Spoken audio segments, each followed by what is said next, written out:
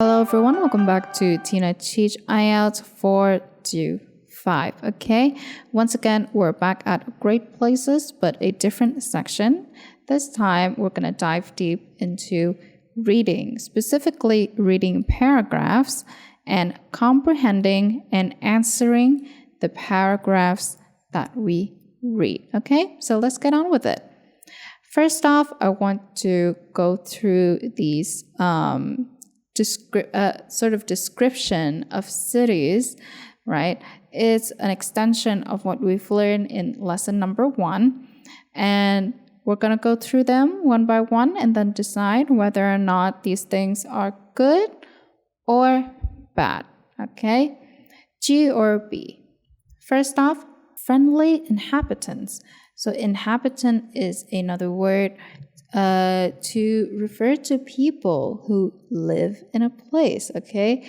For example, people who live in Japan are Japanese inhabitants, okay? So another word that is similar to inhabitants is population or people, okay? So friendly inhabitants or friendly people, good or bad?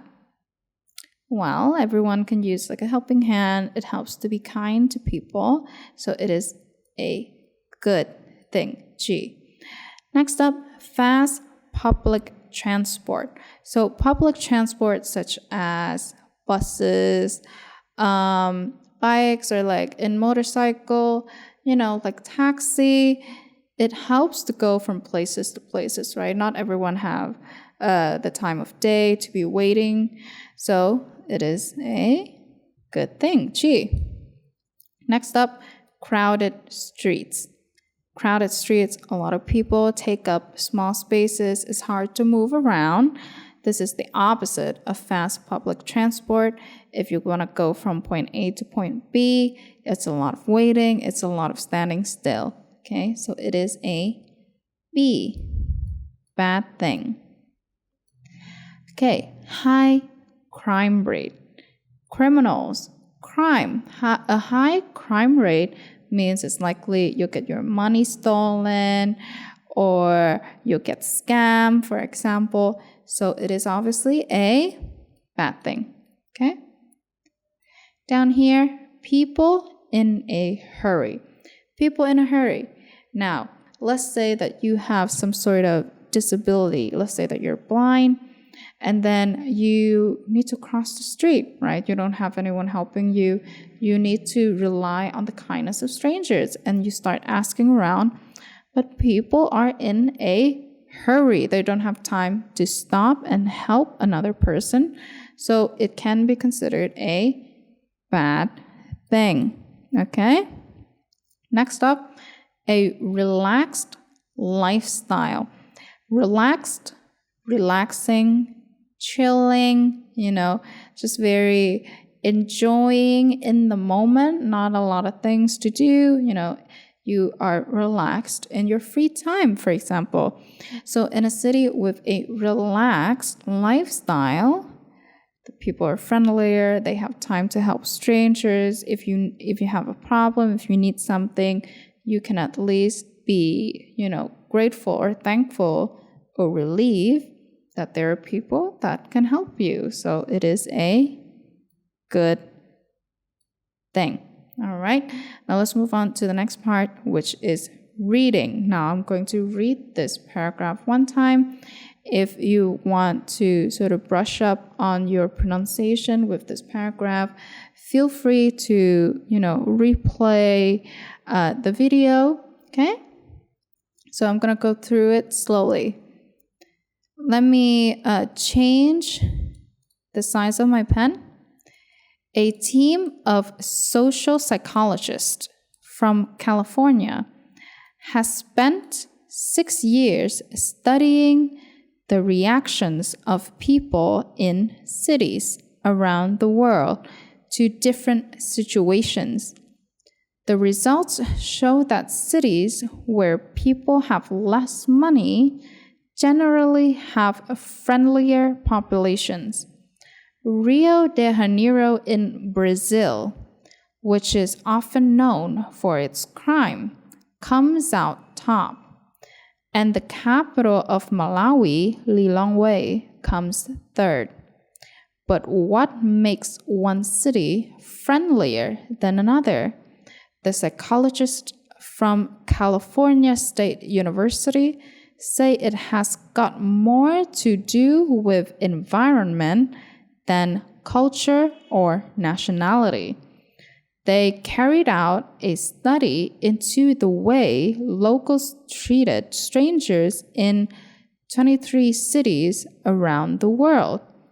The team conducted their research through a series of tests where they dropped pens or pretended they were blind and needed help crossing the street.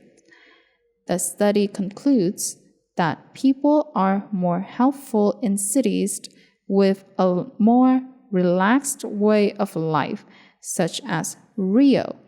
While they were there, researchers received help in 93% of cases, and the percentage in Lilongwe was only a little lower.